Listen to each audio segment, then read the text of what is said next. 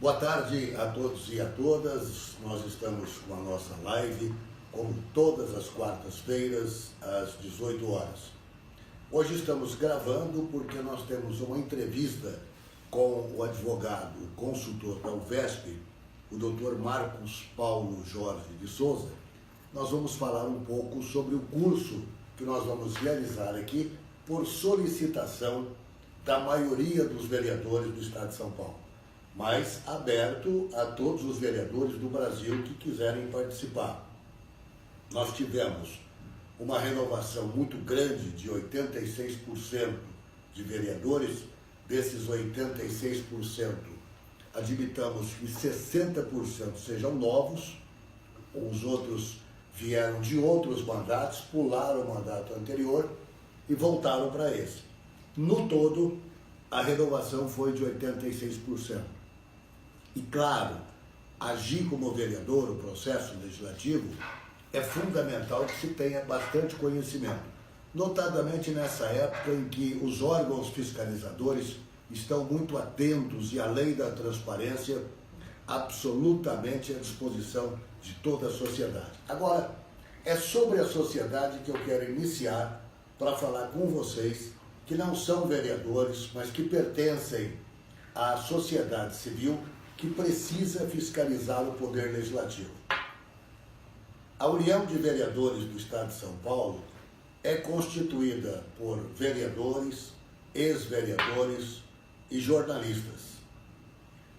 Todos, como manda as organizações sem fins lucrativos, ninguém tem salário da sua atividade. A nossa função qual é? Melhorar a qualidade do Poder Legislativo, ajudar o vereador, o agente público a se capacitar e se reciclar cada vez mais para que ele preste um serviço à sociedade. Agora, a sociedade precisa fiscalizar. O que a gente faz? A gente propõe que as câmaras se filiem ao UVESP. Uma filiação, e é importante que a sociedade saiba, é 2% do subsídio do vereador. Se o vereador ganha R$5.000 por mês, ele vai custar a sua filiação apenas R$100. E existe uma taxa para que os vereadores, os presidentes de câmaras, tenham a segurança jurídica, a proteção jurídica externa dos seus atos. Estamos dizendo isso por uma só razão. Existe aqui um departamento de comunicação que envia para todos os vereadores e presidentes de câmaras informações sobre o mandato, sobre legislação, sobre a atitude que o vereador deve tomar na defesa do municipalismo, sobre o fortalecimento do poder local, notícias que o Tribunal de Contas nos orienta que se informe. Muito bem. Este departamento é comandado pela jornalista Silvia Mello, que conduz o departamento de comunicação da UVESP. Nós tivemos a absurda curiosidade de tentar analisar atos de alguns presidentes de câmaras e alguns vereadores.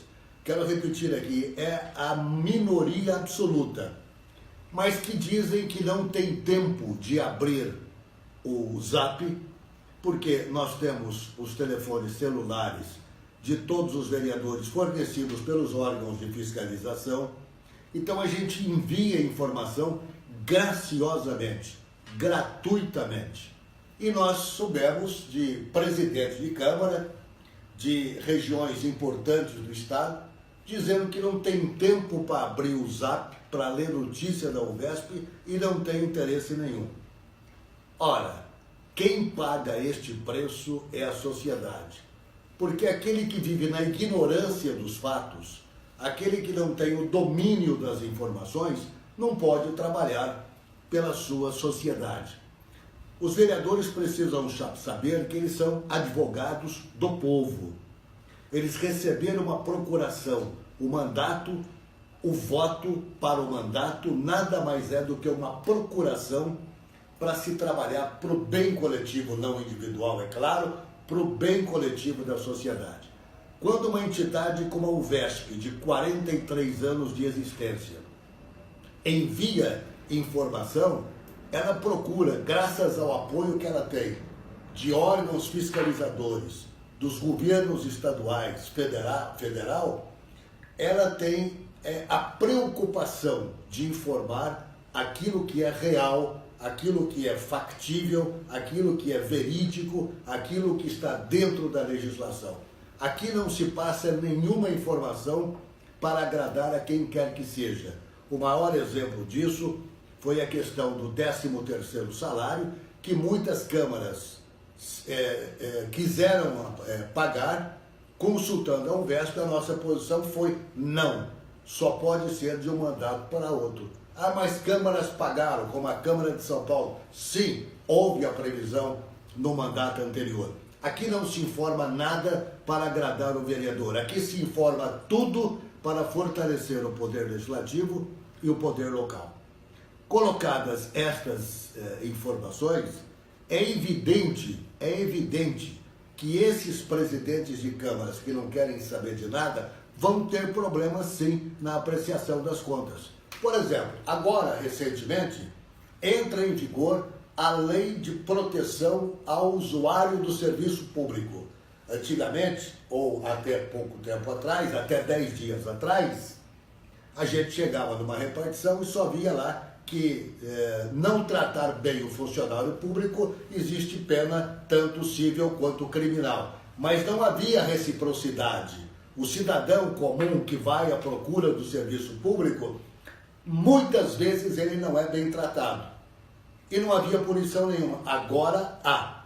E o doutor Marcos Paulo está aqui para falar sobre este assunto e outros tantos. Eu precisava fazer este desabafo, se é que podemos colocar assim, porque a UVESP não quer absolutamente nada, a não ser fazer com que o vereador seja respeitado, que o poder legislativo seja entendido em sua inteireza. Ele não vive pela democracia, a democracia que vive por ele. Não existe democracia no Brasil sem o poder legislativo, que é o principal poder, é aquele de onde emanam as leis que autorizam o executivo a realizá-la, portanto é um poder que precisa ser respeitado. Mas para que ele seja respeitado, é importante que cada vereador dos 6.913 se deem respeito, respeitem a sociedade, procurem aprender, procurem saber aquilo que precisa ser informado à sociedade. Oportunamente, se continuar assim, nós vamos dar os nomes para que a sociedade saiba quem são estes que assumiram agora a presidência e não querem saber de notícia e informação nenhuma. Infelizmente, para o mal da cidade, para consequências que a sociedade pode ter. Marcos Paulo, prazer em tê-lo aqui, consultor da UVESP, é quem emite os pareceres para as câmaras filiadas e pareceres bem profundos, porque formou-se, graduou-se, é mestre e está trabalhando e estudando cada vez mais para atender o poder público. Prazer tê-lo aqui. Boa tarde, Miziara. Boa tarde, amigos da UVESP. O prazer é meu poder contribuir aqui com esse projeto da UVESP, com o trabalho da UVESP junto ao Poder Legislativo, às câmaras municipais e, sobretudo, à sociedade organizada. Bem como você bem ressaltou, Miziara, a qualificação é cada vez mais cobrada, né, pelos órgãos de controle da administração pública. As informações hoje elas são em tempo real para a sociedade, para a população de todos os municípios do estado de São Paulo e do Brasil, enfim. Nós temos sim, havia muita discussão acerca do que se protegia, como se protegia o usuário do serviço público. Então muito se discutiu na doutrina, né, os estudiosos de direito administrativo, direito constitucional, direito legislativo, discutiam muito a aplicação do direito, do Código de Direito do Consumidor para proteger o usuário do serviço público.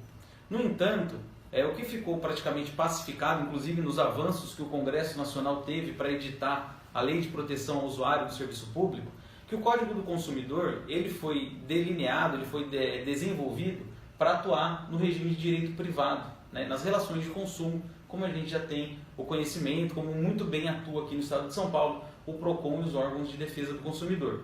Então, começou-se um movimento, né, a partir da doutrina, dos doutrinadores, dos estudiosos, e também ganhou campo isso dentro da Câmara dos Deputados, do Senado Federal, e começou um movimento aí para desenvolver esse trabalho de proteção ao usuário do serviço público. A Constituição Federal já previa, né, a necessidade da proteção do usuário, e nós sabemos que hoje o sistema de serviço público ele vem em duas vertentes, né? Tem o serviço público, ele é de titularidade do Estado, seja do município, do Estado como ente da Federação ou da União, ou do Distrito Federal ainda, e também ele pode ser prestado através de concessões, né? A partir da decisão discricionária do prefeito, do chefe do Poder Executivo, pode ocorrer uma concessão, como a gente está vendo que o governo do Estado de São Paulo está num programa muito intenso de concessões. A Prefeitura de São Paulo e as prefeituras aí, no geral, fazem a concessão. O que geralmente é comum é a concessão do serviço de água e de abastecimento de água e de esgotamento sanitário, a concessão do transporte público, todo tipo de serviço público ele pode ser concedido.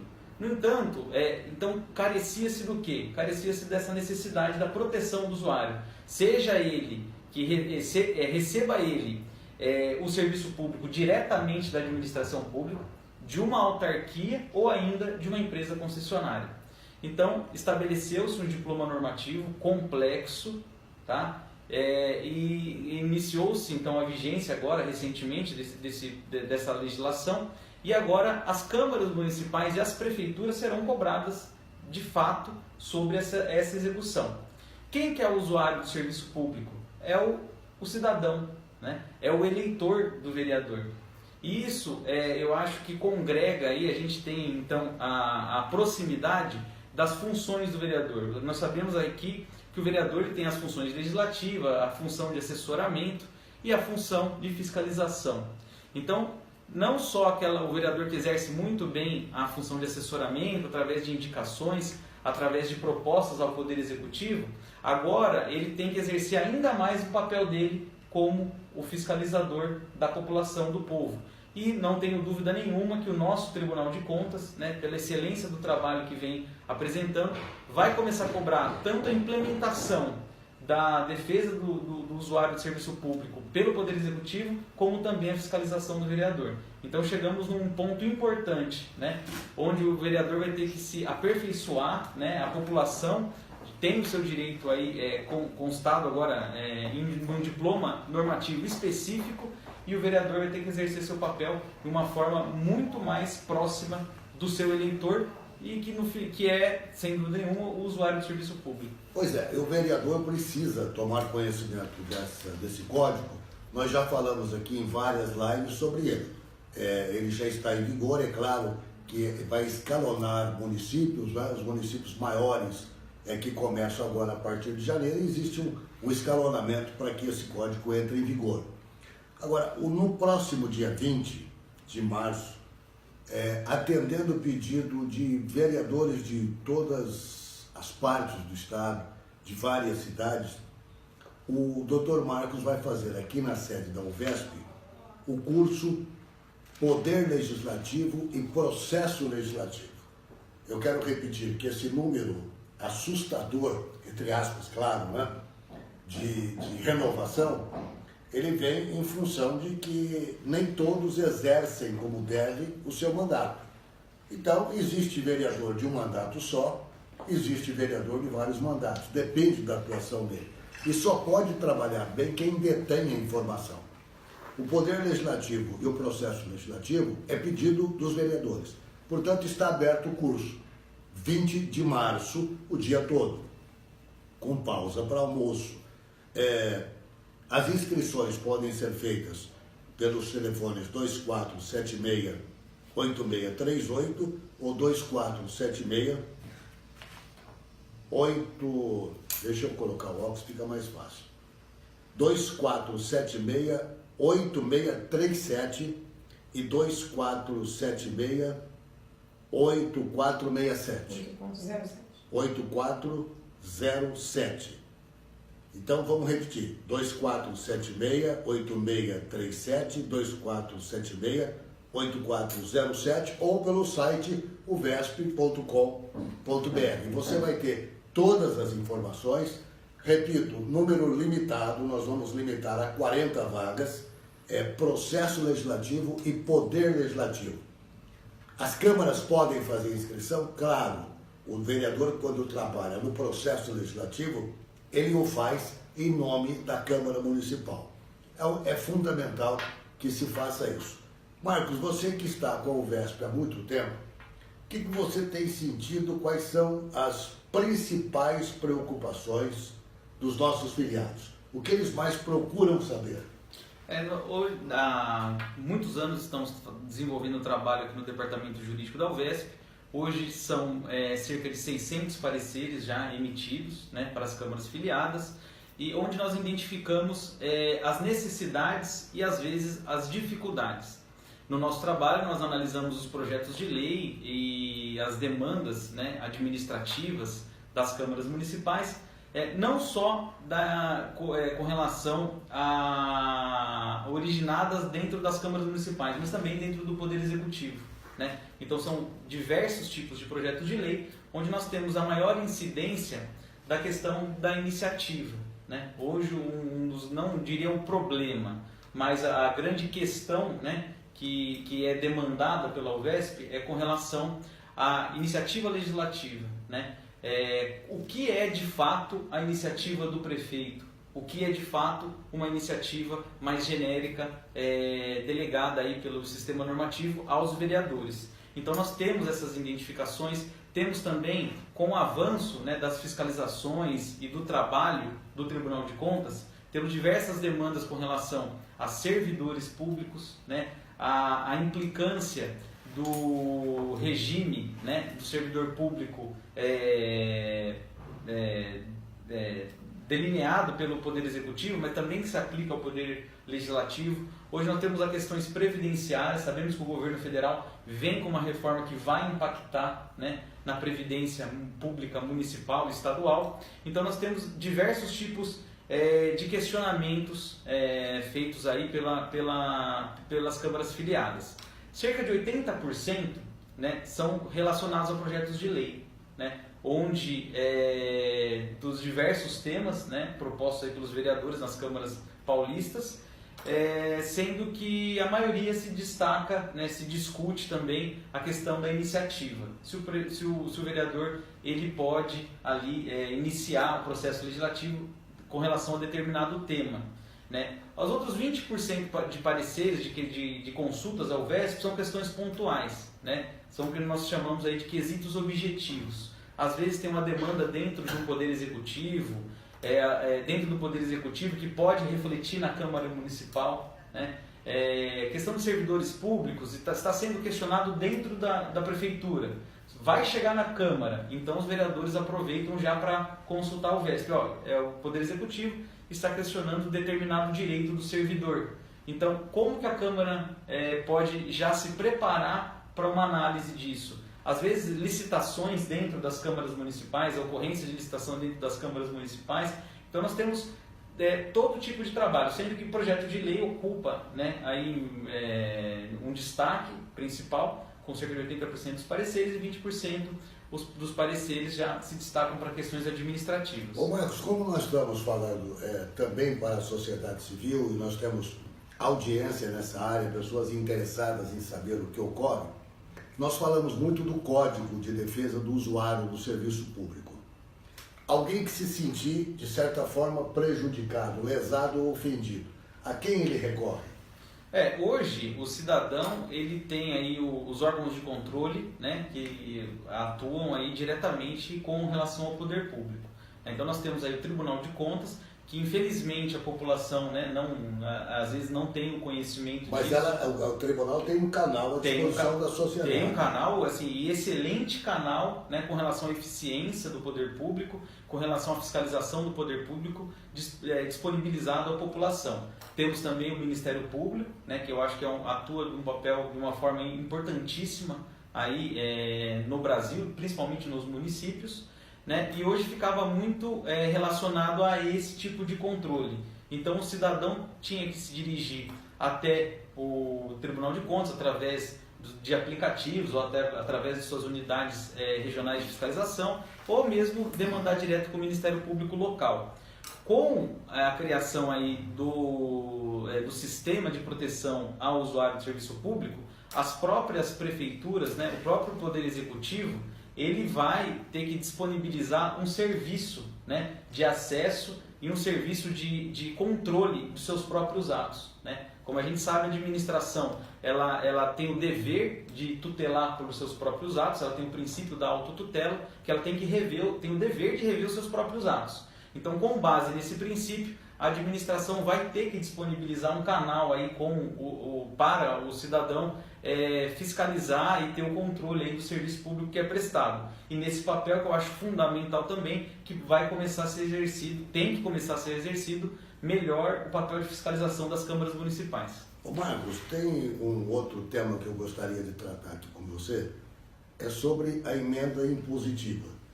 Essa emenda impositiva é um instituto novo na vida das câmaras municipais, mas existe um conceito, e eu francamente não sei responder agora se é legal ou não, de que a emenda impositiva ela deve privilegiar a área de políticas públicas, saúde ou educação principalmente. Teve o caso de uma cidade em que a Câmara Municipal apresentou emendas impositivas para atender uma associação esportiva. Evidentemente, são dois caminhos a serem executados. O prefeito veta ou o Ministério Público entra com uma ação para entender o que é que está acontecendo.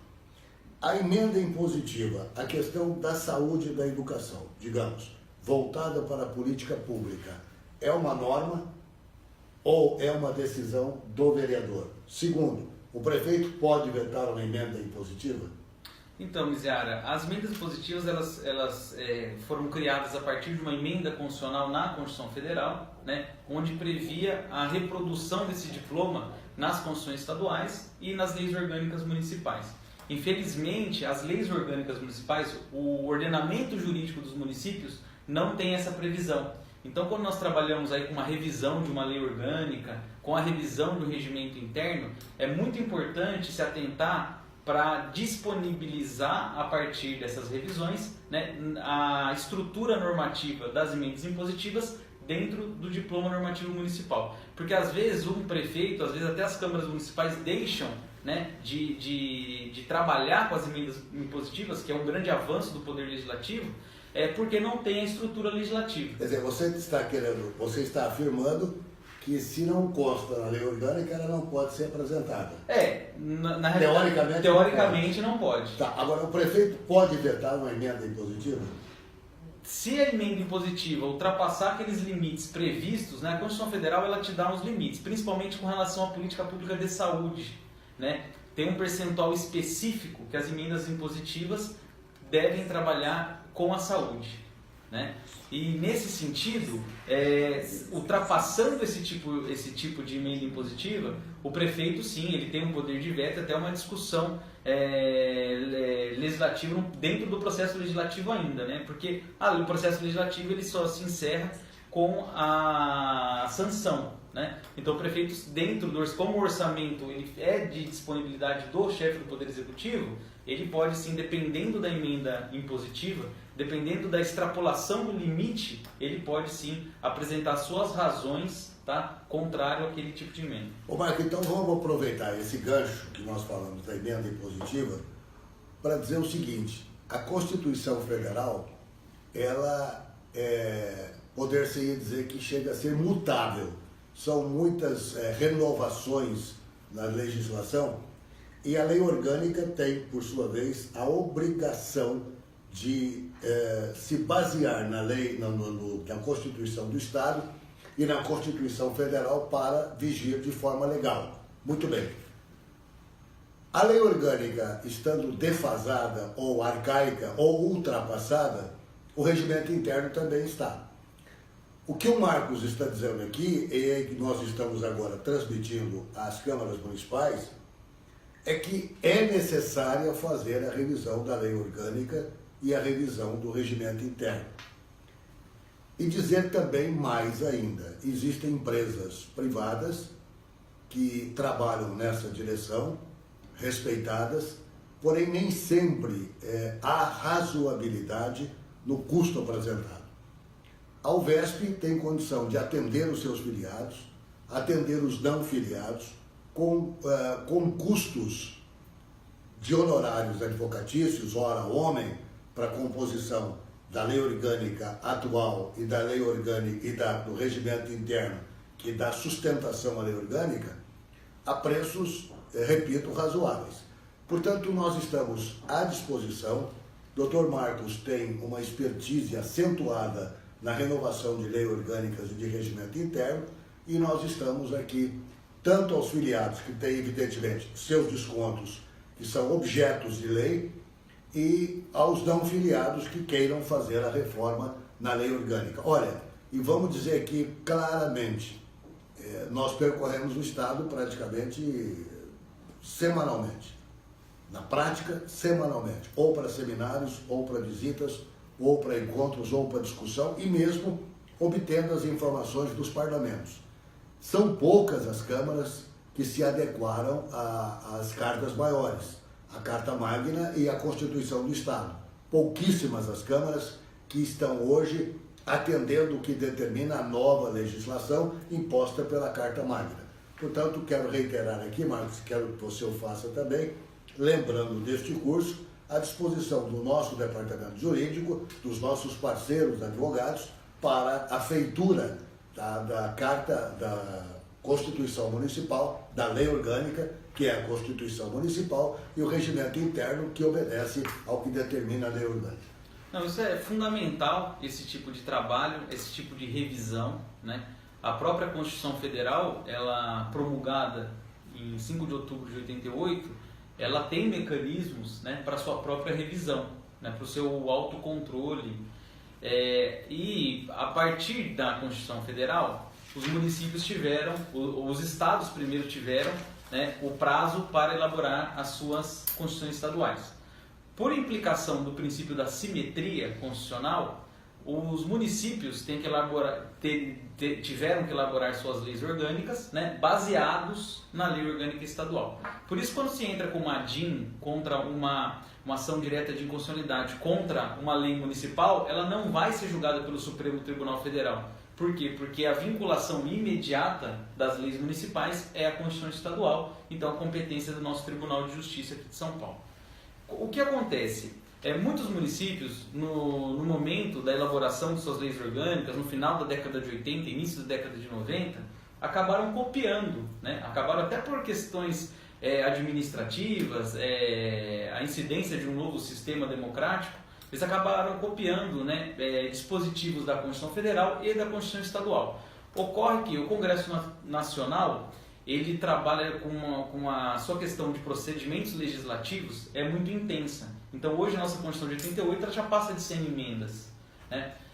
Às vezes dispositivos que ficaram na lei orgânica municipal não tiveram a atenção necessária e hoje já confrontam com a Constituição Federal e com a Constituição Estadual.